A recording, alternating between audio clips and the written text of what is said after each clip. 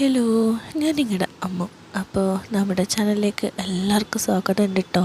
പിന്നെ എല്ലാവർക്കും സുഖമാണെന്ന് കരുതുന്നു. സുഖമല്ലാന്നുണ്ടെങ്കിലും കഥ കേട്ട് നമുക്ക് ശരിക്കും അങ്ങോട്ട് ഹാപ്പി ആവാം അല്ലേ? അപ്പോൾ അങ്ങ് തുടങ്ങിയാലോ. ഞാൻ കെവിൻ, 29 വയസ്സുകാരൻ. ഒരു കമ്പനിയിൽ ഡെലിവറി സ്പെഷ്യലിസ്റ്റായിട്ട് ജോലി ചെയ്യുക. സിംഗിൾ, റെഡി ടു മിങ്കിളാണ്. ഞാനൊരു നല്ല ബാസ്കറ്റ് ബോൾ പ്ലെയറും കൂടെയാണ്. എൻ്റെ മെയിൽ ബോക്സിലല്ലേ ഒരു ദിവസം ഒരു ഹായ് വന്ന് കിടന്നു. ഞാൻ വെറുതെ തുറന്ന് നോക്കി. ഏതോ ഒരു സുമിനയാണ്, ആലപ്പുഴയിൽ നിന്നും. ആദ്യം ഏതോ ഒരു ഫേക്ക് ഐഡിയാന്ന് കരുതി ഞാൻ മിണ്ടിയില്ല. വീണ്ടും ഒരു ഹായ് വന്നപ്പോൾ ഞാൻ തിരികെ ഹായ് ഇട്ടു. അല്പം കഴിഞ്ഞപ്പോഴേക്കും വീണ്ടും മെസ്സേജ് വന്നു. അങ്ങനെ കുറച്ച് സമയം കഴിഞ്ഞപ്പോഴേക്കും ഞാൻ മെയിലിട്ടു. ഹലോ, ഇങ്ങനെ മെയിലിൽ സംസാരിക്കാൻ പ്രയാസമാണ്, ടെലഗ്രാമിൽ വരാമോ? തിരികെ മെസ്സേജ് വന്നു. ID പറയാമോ എന്ന്. കെവിൻ എന്ന ID നോക്കിയാൽ മതി. അങ്ങനെ ഞങ്ങൾ ടെലഗ്രാമിൽ ചാറ്റ് ചെയ്യാൻ തുടങ്ങി. സംസാരിച്ച് വന്നപ്പോൾ തന്നെ ഞങ്ങൾ ഒരേ നാട്ടുകാരാണെന്ന് മനസ്സിലായി. സുമിനയുടെ ഭർത്താവ് ഗൾഫിലാണെന്നും ഇഷ്ടമല്ലാതെ കല്യാണം കഴിച്ചതാണെന്നും ഭർത്താവിന് അത് അത്ര താല്പര്യമില്ലെന്നും പിന്നെ ചെറിയ സാധനമാണെന്നും. ഇതൊക്കെ ആദ്യത്തെ ഒരു മണിക്കൂറിനുള്ളിൽ തന്നെ എനിക്ക് മനസ്സിലായി. നല്ല രീതിക്ക് ഇളക്കി നിൽക്കുന്ന ഒരു 24-കാരിയാണ് സുമിന എന്നറിഞ്ഞ നിമിഷം എങ്ങനെയെങ്കിലും ആളെ ഒന്ന് വശത്താക്കണം, എന്നിട്ട് പരിപാടി നടത്തണം എന്നെൻ്റെ മനസ്സിൽ ഞാൻ ഉറപ്പിച്ചു. അങ്ങനെ രാത്രി മുഴുവൻ ചാറ്റ് ചെയ്ത് അവളെ ഞാൻ മെല്ലെ മെല്ലെ വളച്ചെടുത്തു. ശരിക്കും ഇളകി നിൽക്കാറുന്നല്ലോ. അപ്പോൾ എന്തിനും റെഡിയായൊരു സുന്ദരി താത്തക്കുട്ടിയാണ് സുമിന എന്നത് എൻ്റെ ഇതിന് നല്ല ഇതായപ്പോൾ അവനങ്ങ് സെറ്റായി. നല്ല 4-5 കുറച്ച് ഇതും കൂടെ കണ്ടപ്പോൾ ഞാനതങ്ങ് അവൾക്ക് അയച്ചു കൊടുക്കുകയും ചെയ്തു. കൊടുത്തതിൽ എല്ലാ തരത്തിലുള്ളതുമുണ്ട്. അപ്പോൾ ഒന്നിനൊന്ന് മെച്ചം. രാത്രിയായപ്പോൾ ഇനിയും വേറെ ഉണ്ടോയെന്ന് ചോദിച്ച് ഓരോന്ന് ചോദിച്ച് അവൾ വീണ്ടും മെസ്സേജ് അയച്ചു. കയ്യിലുണ്ടായിരുന്ന എല്ലാ വീഡിയോസൊക്കെ ഇല്ലേ, അതൊക്കെ ഞാൻ അവൾക്ക് അയച്ചു കൊടുത്തതിൽ നല്ല മാസ്റ്റർ പീസ് സാധനങ്ങളുണ്ട്. അങ്ങനെയുള്ള കുറേ വെറൈറ്റികൾ ഞാൻ അയച്ചു കൊടുത്തിട്ടുണ്ട്. വെറൈറ്റികൾ ഏതാണെന്ന് ഞാൻ പറയേണ്ടതില്ലല്ലോ, നിങ്ങൾക്കറിയായിരിക്കും.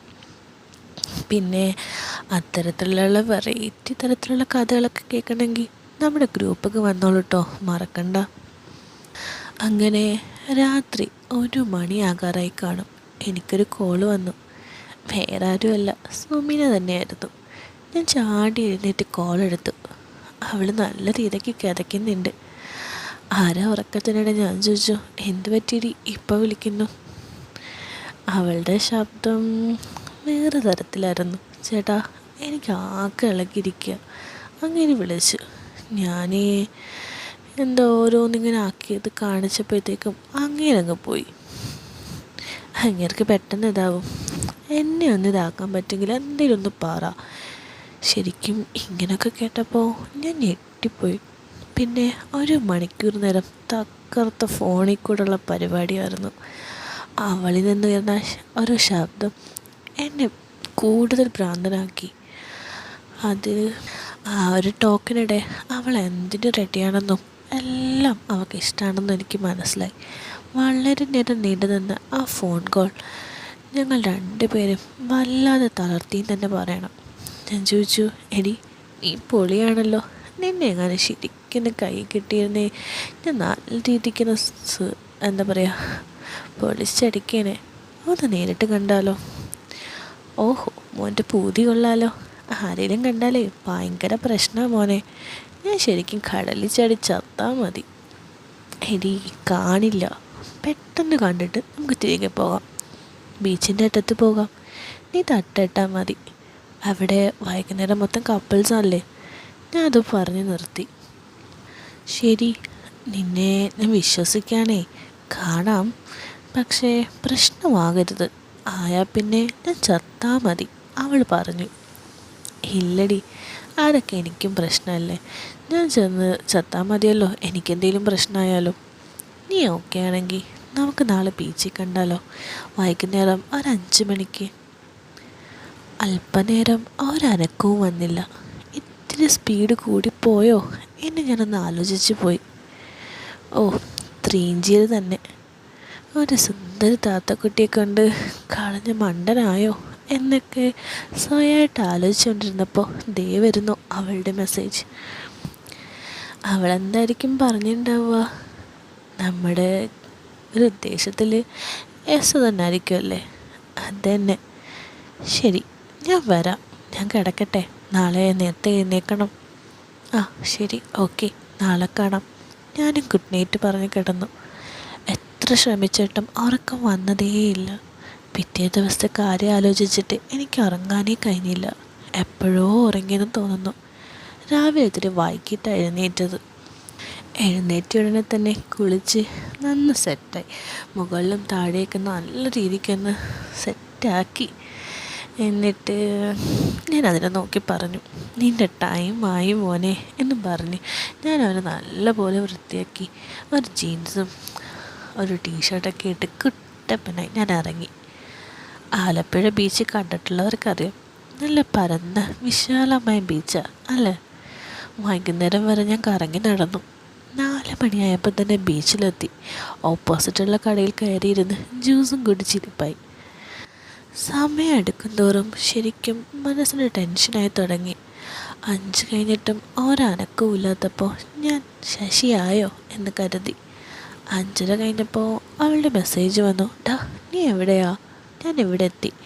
നീല ചുരിദാറാണ് വേഷം. ഞാൻ പെട്ടെന്നൊന്ന് എല്ലായിടത്തും സ്കാൻ ചെയ്തു. നീല ചുരിദാറും വെള്ള പാൻറ്റും ഇട്ടൊരു പെൺകുട്ടി എൻ്റെ കണ്ണുടക്കി.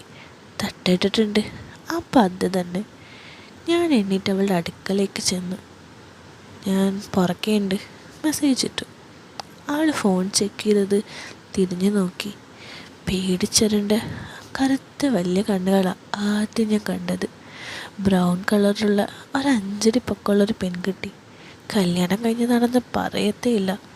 ഭയങ്കര സുന്ദരി അല്ലെങ്കിലും സൗന്ദര്യം കുറവൊന്നുമല്ല. സാമാന്യം വലിയതായിട്ട് മുകളിലും താഴെയൊക്കെ ഉണ്ട്. കൈകളിൽ നനുത്ത രോമങ്ങൾ ഒതുങ്ങിയത്. ഈ സ്കാനിങ് എല്ലാം തന്നെ 5 സെക്കൻഡിൽ തന്നെ കഴിഞ്ഞു. കൂടുതൽ കോഴിയാകാതിരിക്കാൻ ഞാൻ പറഞ്ഞു, ഏയ് സുബിന, ഞാൻ കെവിൻ, നമുക്ക് അവിടെ നിന്ന് സംസാരിച്ചാലോ? ഞാൻ ചോദിച്ചു. ഇപ്പം വേണ്ട, നമുക്ക് നടക്കാം. ഈ തിരക്കിൽ നിന്നൊന്ന് മാറി നിൽക്കാം, അവൾ പറഞ്ഞു. ഓക്കെ. അങ്ങനെ ഞങ്ങൾ നടക്കാൻ തുടങ്ങി. അവളൊന്നും പറഞ്ഞില്ല, മിണ്ടാതെ നടക്കുക. എന്തുപറ്റി? എന്നെ ഇഷ്ടപ്പെട്ടില്ലേ? ഓൺലൈനിൽ നന്നായി സംസാരിക്കാമായിരുന്നല്ലോ, ഞാൻ അങ്ങോട്ട് ചോദിച്ചു. ഏയ് അതല്ല, ആദ്യമായതുകൊണ്ടൊരു ചമ്മൽ, അതാ. അവൾ ചിരിച്ചുകൊണ്ട് മറുപടി പറഞ്ഞു. നമുക്ക് ആ തിരകളുടെ അടുത്തൂടെ നടന്നാലോ? ഞാൻ ചോദിച്ചു. വേണോ? സംശയത്തോടെ അവൾ പറഞ്ഞു. എടോ, കാല് നനയ്ക്കാൻ വേണ്ടി മാത്രമാണ്, കുളിക്കാനല്ല. മറുപടിക്ക് വേണ്ടി കാത്തു നിൽക്കാതെ ഞാൻ ഷൂസ് ഊരി ജീൻസ് മുട്ട വരെ ഇതാക്കി മെല്ലെ തിരകളുടെ അവിടേക്ക് നടന്നു. ഒരു നിമിഷം ശങ്കിച്ചു നിന്ന ശേഷം അവൾ എൻ്റെ കൂടെ നടന്നു വന്നു. അപ്പോഴും അവൾ മുഖം മറച്ചിട്ടുണ്ടായിരുന്നു. ഞങ്ങൾ തിര വരുന്നതും കാത്തു നിന്നു. തിരമാലകൾ മെല്ലെ ഞങ്ങളുടെ കാലുകളെ നനയ്ക്കാൻ തുടങ്ങി. എപ്പോഴോ തിരയിൽ വീഴാതിരിക്കാൻ അവൾ എന്നെ പിടിച്ചു. ഞാൻ അവളെയും ചേർത്ത് ഇതാക്കി. അതോടെ ഞങ്ങൾക്കിടയിലെ മറ അതങ്ങ് അഴിഞ്ഞു വീണു. അവൾ എന്നെ നോക്കിയൊന്ന് പുഞ്ചിരിച്ചു. അതുവരെ കടലിൽ കളിക്കാത്തയാളെപ്പോലെ അവൾ ആ തിരകളെ ആസ്വദിക്കാൻ തുടങ്ങി. ഒരു കൊച്ചു കുട്ടിയെപ്പോലെ അവളത് ആസ്വദിക്കുന്നത് കണ്ട് ഞാനത് ആസ്വദിക്കാൻ തുടങ്ങി. ഇടയ്ക്കിടെ അവളുടെ കാലിലെ സ്വർണ്ണക്കൊലുസും ആ സ്വർണ്ണ നിറമുള്ള കാലുകളും എന്നെ എന്തോ ആക്കി തുടങ്ങി. എപ്പോഴോ ഒരിക്കൽ അതവളെ കണ്ടുപിടിക്കുകയും ചെയ്തു. എന്താ നോക്കുന്നേ? അല്ല, നല്ല കളറാണല്ലോ, കൊലുസും കാലും തിരിച്ചറിയുന്നില്ല. അത് നോക്കുമായിരുന്നു. പെണ്ണിൻ്റെ മുഖം നാണം കണ്ട് ചുവന്ന് തുടുത്ത പോലെ എനിക്ക് തോന്നി. അപ്പോഴേക്കും ഇരുട്ടി തുടങ്ങിയിരുന്നു. ബാ, നമുക്ക് അങ്ങോട്ടിരിക്കാം. അവിടെ കിടന്ന വലിയ ബീച്ച് കുടയുടെ മറവിലേക്ക് അവളെ ഞാൻ വിളിച്ചു. ചുറ്റുപാട് നോക്കി ആരും ശ്രദ്ധിക്കുന്നില്ല എന്ന് ഉറപ്പ് വരുത്തിക്കൊണ്ട് അവൾ എൻ്റെ കൂടെ ആ കുടയുടെ അടിയിൽ വന്നിരുന്നു. ഞാൻ ഇത്തിരി കൂടി നീങ്ങി അവളുടെ അടുക്കലേക്ക് ചേർന്നിരുന്നു. അവളൊന്നും പറഞ്ഞില്ല. അടുത്ത് വേറെയും ചില കപ്പിൾസ് ഇരിക്കുന്നത് ഞാൻ നേരത്തെ തന്നെ ശ്രദ്ധിച്ചിരുന്നു. അവളിൽ നിന്നുയർന്ന ആ പെർഫ്യൂമിൻ്റെ മണം എൻ്റേതിനെ ചെറുതായിട്ട് നനക്കി.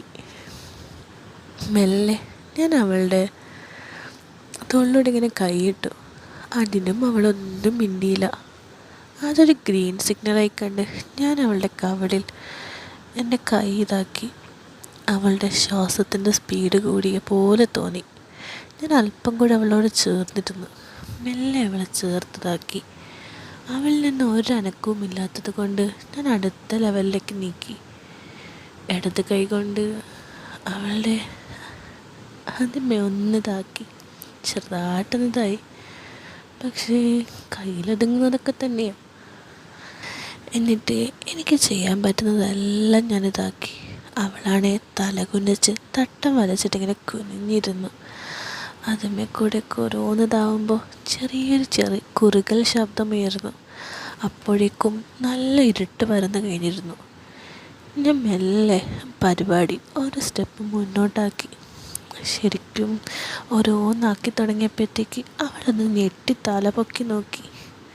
ചുറ്റും ഒന്ന് നോക്കി. അവൾ തല കുനിച്ചിരുന്നു. അവളിൽ നിന്ന് എതിർപ്പൊന്നുമില്ലെന്ന് മനസ്സിലായതും ഞാൻ വീണ്ടും ഓരോന്നാക്കി രസിച്ചു. ഞാൻ ഓരോന്നാക്കും തോറും അവളുടെ ശ്വാസഗതി കൂടി. കിതപ്പുമായി. ശ്വാസം ശക്തിയായിട്ട് വലിക്കുന്നത് കണ്ടപ്പോൾ തന്നെ ആരും അധികം യൂസാക്കാത്ത ഒരു സുന്ദരിയായി കൈ കിട്ടിയേക്കുന്നെന്ന് എനിക്ക് മനസ്സിലായി. അവളെ ഓരോന്ന് കാട്ടുന്തോറും എന്താ പറയുക, അവളുടെ ഭാവം മാറിത്തുടങ്ങി എനിക്ക് മനസ്സിലായി. അവളെ തിരിച്ചും ഓരോന്ന് കാട്ടിത്തുടങ്ങി. അതൊക്കെ കണ്ടപ്പോൾ അവളും കൂടെ സഹകരിക്കുമ്പോൾ പിന്നെ കയ്യിൽ നിന്ന് പോവാണ്ടിരിക്കുമോ അല്ലേ? ഇരുട്ടിൻ്റെ മറവിലൂടെ അവിടെ എന്തൊക്കെ നടക്കുന്നു എന്ന് നമുക്ക് ഊഹിക്കാവുന്നതല്ലേ ഉള്ളൂ അല്ലേ? അവൾ പ്രതീക്ഷിക്കാത്ത തക്കത്ത് ഞാൻ നിറയെ, അതായത് കുറേ പരിപാടി ഞാൻ അവിടെ ആ ഇരുട്ടിൽ ഒപ്പിക്കുന്നുണ്ട്. പക്ഷെ അവളെ എതിർക്കുന്നൊന്നുമില്ല കേട്ടോ.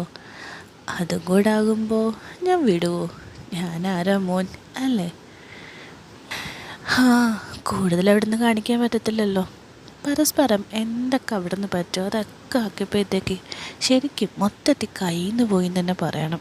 അപ്പം ഞാൻ ചോദിച്ചു, എടി മുത്തേ, നമുക്കിന്ന് ഒരുമിച്ച് കൂടിയാലോ? നിന്നെ ഇങ്ങനെയൊന്നും ഇതാക്കിയ പോരാ. ഒരിതായിട്ടെന്നങ്ങ് പറഞ്ഞു. ഇളക്കി നിൽക്കല്ലേ. അയ്യോ, രാത്രി ഫുള്ള് നിന്നാൽ പിന്നെ ഈ കടലിൽ ചാടി ചാകേണ്ടി വരും. നിനക്കറിയില്ല എന്തൊക്കെ കള്ളം പറഞ്ഞിട്ടാണ് ഇപ്പം തന്നെ ഇറങ്ങിയെന്നറിയും. PSC പഠിക്കാൻ കസിൻ്റെ ഹോസ്റ്റലിൽ പോകുന്നെന്ന് പറഞ്ഞ് ഇറങ്ങി. അതും പോരാഞ്ഞിട്ട് 9:30 ആകുമ്പോൾ അങ്ങേര് വിളിക്കും. വീഡിയോ കോളിൽ അവളെ അപ്പം ഇതാക്കിയില്ലെങ്കിൽ ഞാൻ ശരിക്കും ചത്തുപോയാൽ മതി. അവൾ ഒറ്റ ശ്വാസത്തിൽ പറഞ്ഞു നിർത്തി. ഓ, അപ്പോൾ അതാണ് പ്രശ്നം. നിനക്ക് 9 ആകുമ്പോൾ എത്തിയാൽ പോരെ, ഞാൻ എത്തിക്കാം. ഇപ്പോൾ 7 ആകുന്നതല്ലേ ഉള്ളൂ, ഞാൻ കോൺഫിഡൻ്റായിട്ട് തന്നെ പറഞ്ഞു. എന്നാലും അവളുടെ മുഖത്ത് പേടിയോ ടെൻഷനോ ഒക്കെയാണെന്ന് തോന്നി. എടി പേടിക്കണ്ടാന്നേ, ഞാൻ കൊണ്ടുവിട്ടാൽ പോരെ, നീ ബാ. പെട്ടെന്നൊരു വകുപ്പുണ്ടാക്കാം എനിക്ക്. നീ ബാ, പെട്ടെന്നൊരു വകുപ്പുണ്ടാക്കാം. എനിക്ക് പെട്ടെന്ന് തോന്നിയത് എൻ്റെ കസിൻ്റെ കടയുടെ മുകളിലുള്ള റൂം വാടകയ്ക്ക് കൊടുക്കാൻ വേണ്ടി ഇട്ടിരിക്കുന്നതായിരുന്നു. ഞാനും കൂടെ ആയിരുന്നു കടയിൽ റൂമൊക്കെ പെയിൻ്റൊക്കെ അടിച്ച് മിനിമം ഫേർണിച്ചറൊക്കെ ഇട്ട് റെഡിയാക്കിയത്. പെട്ടെന്ന് തന്നെ ഞാൻ അവളെയും പിടിച്ച് അവിടെ നിന്ന് ഇറങ്ങി.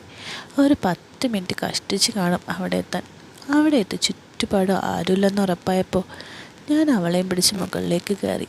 പണിക്കാർക്ക് താമസിക്കാൻ വേണ്ടിയിട്ട് കട്ടിൽ ഫ്രണ്ടിൽ തന്നെ കിടപ്പുണ്ട്. അകത്ത് കയറി വാതിൽ പൂട്ടി ജനലിലൂടെ മൊത്തം നോക്കി.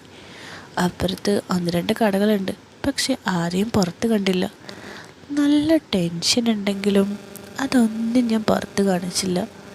എന്തെങ്കിലും പ്രശ്നമായത് എന്ത് ചെയ്യുന്നൊന്നും അപ്പം മനസ്സിൽ വന്നതേയില്ല.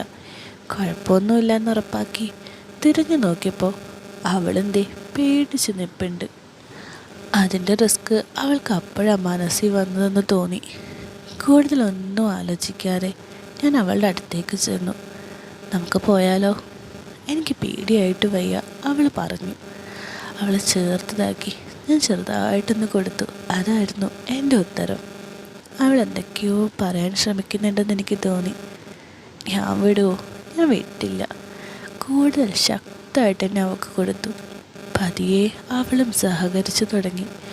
അവളുടെ എതിർപ്പുകളൊക്കെ കുറഞ്ഞ് തിരികെ അവൾ നല്ല സഹകരണമായിരുന്നു.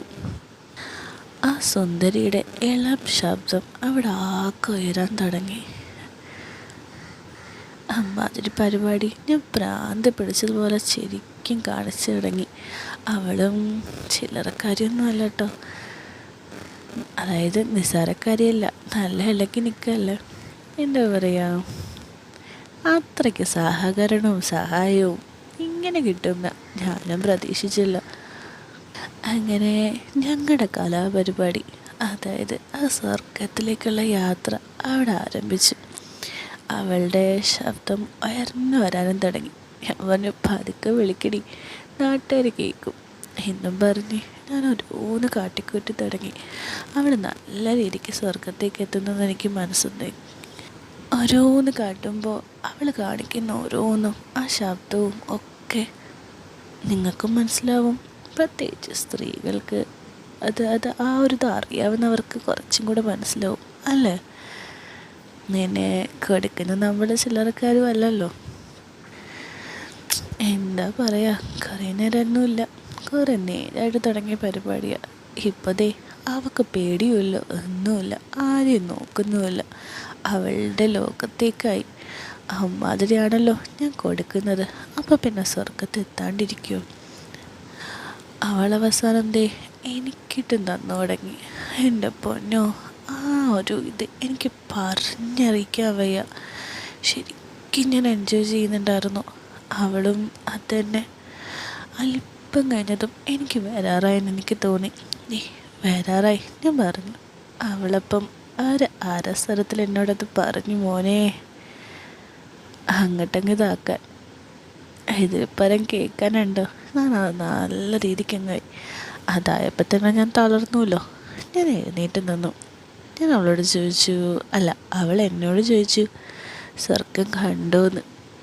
പിന്നെ നിന്നെപ്പോലെ ഒരുത്തി കിട്ടിയാൽ പിന്നെ ആരാ മോളെ സ്വർഗത്തേക്ക്, നീ അവിടെ കിടന്നേ എന്നും പറഞ്ഞ് ഞാൻ വീണ്ടും ഓരോന്ന് കാട്ടി തുടങ്ങി. അങ്ങനെ പിന്നെ വീണ്ടും നല്ല പരിപാടി. ശരിക്കും എന്ന് പറഞ്ഞു കഴിഞ്ഞാൽ നല്ല രീതിക്ക് പറയത്തക്ക രീതിക്ക്. പക്ഷെ നമുക്കിവിടെ പരിമിതികളുണ്ടെന്ന് നിങ്ങൾക്കറിയാമല്ലോ. ഒക്കെ കേൾക്കണമെന്നുണ്ടെങ്കിൽ നമ്മുടെ ഗ്രൂപ്പിലേക്ക് വന്നോളൂ കേട്ടോ. അവിടെ ഞാൻ നല്ല രീതിക്ക് ഇട്ടിട്ടുണ്ട്. ലിങ്കിൽ ക്ലിക്ക് ചെയ്ത് നോക്കിയാൽ മതി. ഇല്ലെന്നുണ്ടെങ്കിൽ മെസ്സേജ് ഇട്ടോളൂ, ഞാൻ അയച്ചുതരാം. ഓക്കെ. അങ്ങനെ കുറേ നേരമായല്ലോ. ശരിക്കും അവിടെ നിൽക്കുന്നത് അത്ര പന്തിയല്ലെന്ന് തോന്നി തുടങ്ങി. കുറച്ച് നേരമൊന്നുമല്ല, ഇതിപ്പോൾ കുറേ നേരമായല്ലേ. അവൾക്കും അത് തന്നെ തോന്നി. അങ്ങനെ ഞങ്ങൾ ഇറങ്ങാൻ നേരം അവൾ എന്നെ ഇതാക്കി പറഞ്ഞു, എടാ എൻ്റെ ജീവിതത്തിൽ ഞാൻ ശരിക്കും സന്തോഷിച്ച ദിവസം എന്നാ. സത്യമായിട്ടും നിന്നെ ഞാൻ ഒരിക്കലും മറക്കില്ല, പ്രോമിസ്. ഞാൻ കോണ്ടാക്ട് ചെയ്യാതെ ഇനി എന്നെ കോണ്ടാക്ട് ചെയ്യരുത്, ഞാൻ വിളിക്കും. അവൾ എന്നെ വീണ്ടും ഇതാക്കി. അല്പസമയം ഞങ്ങൾ അങ്ങനെ തന്നെ നിന്നു. എന്തോ എനിക്കൊരു നഷ്ടബോധം തോന്നി. പിന്നെ ഞങ്ങൾ പതിയെ താഴേക്ക് ഇറങ്ങി വണ്ടി എടുത്ത് ഞാൻ അവളെ കൊണ്ടാക്കി. അവളെ ഹോസ്റ്റലിൽ കയറി കഴിഞ്ഞ് എനിക്ക് ടാറ്റ തന്നു. ഞാൻ തിരികെ വണ്ടി ഓടിച്ചപ്പോഴാണ് ആ കാര്യം ഓർത്തത്. അവളുടെ പേര് പോലും ഞാൻ ചോദിച്ചില്ല. സാരല്ല, സമയമുണ്ടല്ലോ എന്നോർത്ത് ഞാൻ വണ്ടി ഓടിച്ചു.